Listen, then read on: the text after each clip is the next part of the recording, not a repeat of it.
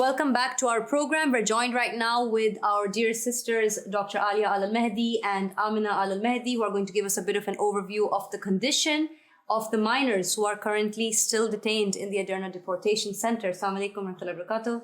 Thank you for joining us. Dr. Alia, we know that currently there are in that group 22 minors who are still in detainment. Can you give us a bit of an overview on what must the conditions be like for them at the moment? Yes, from the first moment of contact with the Turkish police up till now, these kids have been object to traumatic experiences, physical abuse, mental abuse, sexual harassment. And so these situations and these experiences are known to cause both short-term and long-term effects on the child mental health and also sometimes physical health. Every single one of them, when they mention about how the situation is in the of the healthcare in that detaining center, it is just horrible. It is. The doctor is inhumane. The doctor is not caring about their health. They mention situations where everybody that goes with a condition, they come back with the same medicine. Mahdi, who was 8 years, and his mother, he has problem with slow digestion because of the bad quality of the food, processed and not healthy.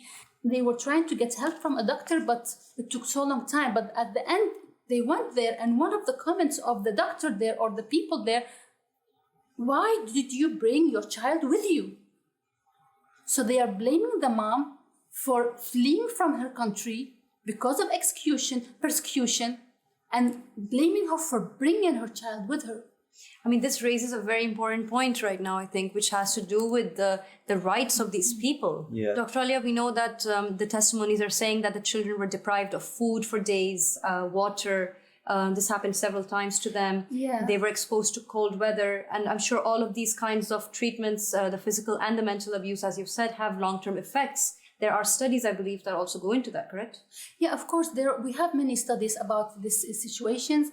There's a study that is called Adverse Childhood Experiences in Child Refugee and Asylum Seeking Population, where it goes through what the situations are that these children are exposed to and what's the consequences of these situations. This study shows that 30% of the young people that are refugees and that are settled in Europe, they have 30% of them, they have mental issues, mental health problems. Of course, it depends on how long they have been exposed to the refugee situation, the violence, But here now we have kids been in that situation for 1 month, and this shows that the consequences of this is that they get, for example, depression. They get anxiety disorders, and one of the most common disorder that people who have been exposed to trauma that they find in these children is post-traumatic stress disorder. One word that comes again and again when we listen to these testimonies is inhumanity. Really a horrific condition on this level, and we see the guards, they're really treating these innocent people who their only crime is to flee from a horrible situation where they are facing death sentences, torture, and prison. In this group, we have elderly people, we have people with health condition, and we have children. And it has to be that even in these hidden and forgotten places, we need to have some legal basis to regulate these places. And we are lucky today to have you, Amina, who is our legal compliance officer. So maybe you can share with us some information about that. Sure. Yes, thank you so much, Brother Arno.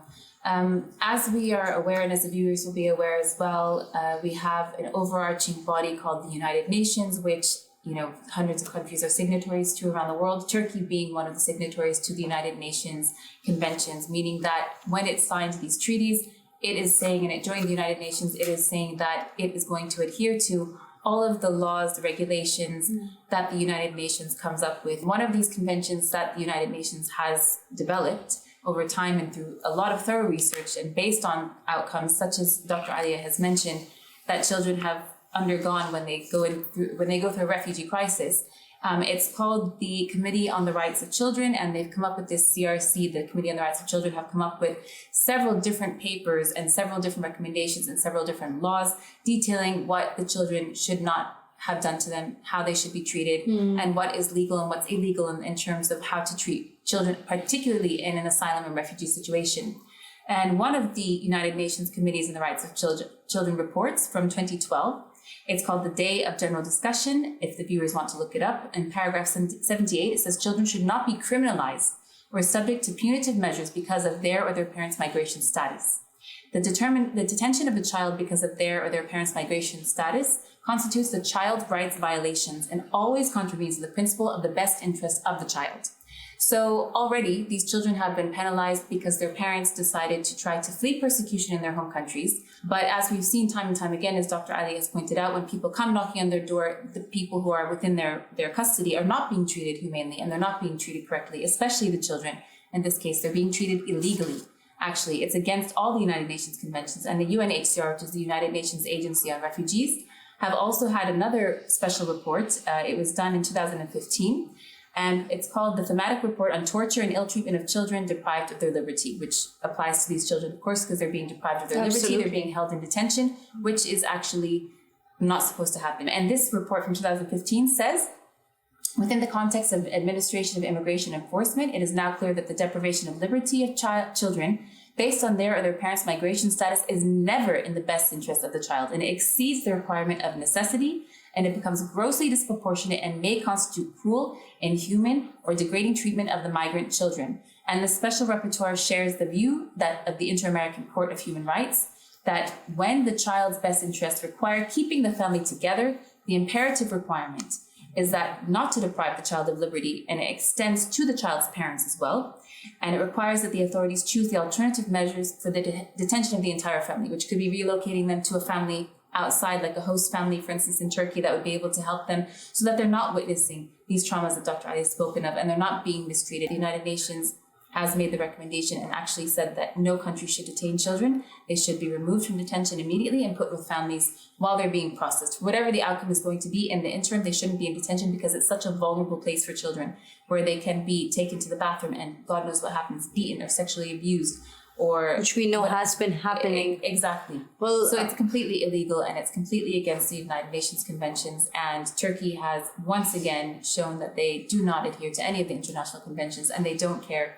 And the United Nations really needs to take some action now to save their own face. You'd hope that this would be a very logical approach in general, but the fact that it's put into law and still not practiced is a very great crime and a shame. Thank you so much for joining us and making this very clear for the viewers. Thank you so much. Thank you.